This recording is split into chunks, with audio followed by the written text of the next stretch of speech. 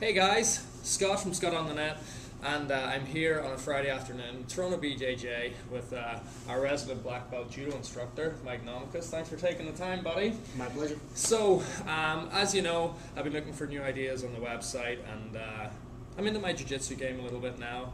We're coming up into a new competition season, and I'm starting to feel like I need some options in a throw.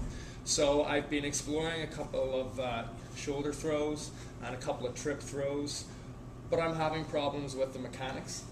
So maybe you could help break down for me. Maybe you could show me a drill, or maybe you could just talk about what a sort of entry level throw should be, or give us some tips or guidance on that. Yeah. Okay.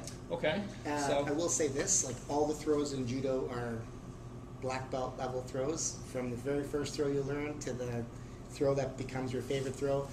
Basically, there's no such thing as an entry level throw. There is like basic steps that you would do for certain types of throws, like groups of throws. For example, hip throws, shoulder throws, foot sweeps. Those throws are grouped separately so there's separate foot techniques that you would use, like places where you're going to put your feet to make the entries for those different categories. But other than that, every throw, like I might like a foot sweep all the way to the Olympics, Right. and you might like a hip throw, standard Right. hip throw. Although if you watch some of the Russian players doing judo, and they're winning the Olympics with a hip throw, you know what I mean? Which is usually the first throw you learn. So that being said, there's some throws that are easier to learn than others, but there's no such thing as what you would call an entry level throw All right. in judo. So I got to jump right in. Well, let's explore a little bit of what we're going to be looking at, and I guess Mike can guide me through the beginnings of my attempts at trying to throw a guy. Ippon Seoinage. Ippon Seoinage. There we go. So basically, this drill that we're doing is a drill for Kazushi, for breaking the balance. It's to strengthen your shoulders and your legs, and also coordinate your legs and your shoulders. So what we're basically doing is making a half step back with our legs and squatting as we make that half step back. So if you want me to do it real quick? Okay. Yep. So I have my hands on my opponent. So imaginary opponent, imaginary collar, imaginary sleeve. Okay? I'm going to make a little half step back, move my front leg first, and then my back leg. And when I land, my knees are both bent. So my legs are loaded. Okay? I'm going to now use my legs to start the Kazushi. So imagine that my opponent's been pulled forward a little bit with the hop step, and now I use my legs to start bringing him up and off balance. Okay? So this is just straightening my legs out. Because of the tension in our arms, that's bringing him onto his tippy toes a little bit. Now, as I reach the point of where my legs are almost straight, I link my arms in, okay? So my legs come up, my arms link in, and I start to bring him onto my body. It's just going to be a little arc, very tiny arc, where I bring the guy up with his sleeves, his sleeve and lapel. It's going to come up over my shoulders, and then I'm just going to load him onto my chest, okay? So it's down, load. I turn my body a little bit because at the end of the throw, once he's loaded on my chest, I'll turn and finish the throw, okay? The main reason for pulling the guy up and loading him onto your chest is that you're making that chest-to-chest contact now that you need to be able to throw the guy over your hip or over your shoulder, okay? You need to make that body contact. If you don't make the body contact, you're just not going to get a really good throw. You might be able to trip the guy, but you're not going to get a really good throw, and you won't have really good off-balancing. Now, as I described this earlier to Scott, it's basically like the action of a high pull once you get to the top, okay?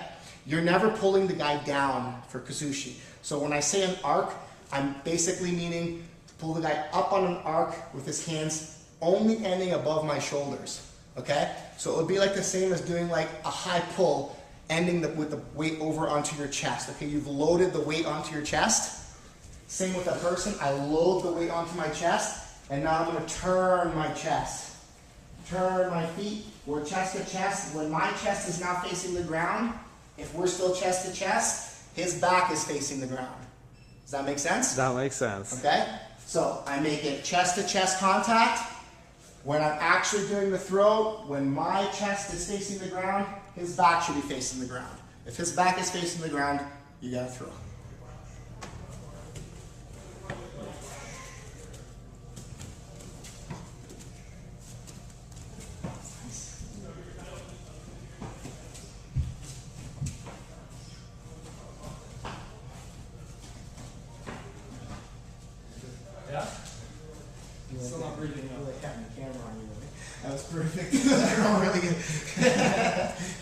So what am I doing wrong?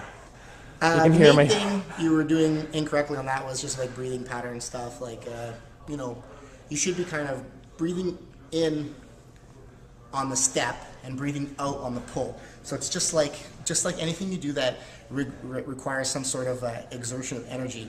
You kind of want to not be holding your breath when you're doing it. You know what I mean? So you kind of want to just be blowing out. So it would be like exaggerating, obviously, but I would be like.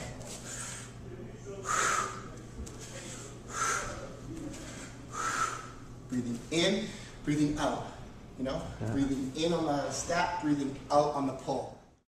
Your top 3 things that you should remember for a beginner or black belt level Kazushi. Okay. That's funny that you should ask the top 3 because there's 3 things in judo that are important to the throw. Kazushi, which is breaking the balance, positioning of the throw, which is like once you break the guy's balance, where you make your entry, and then finishing the throw. Okay? So those are the top 3 things in judo. Breaking the balance. Perfect. Positioning your body underneath your opponent, and finishing the throw. So we've got three things that we'll cover in this video series. The first 3 things we'll cover then will be the Kazushi, the positioning, and then finishing the throw. So today we've looked at the Kazushi, and then I guess what we can do is we'll continue with our lesson, and then next week we can maybe look at the positioning a little bit more, that I've learned a little bit more, and then we can look at finishing the throw. And that means I don't have to take the pain until the third.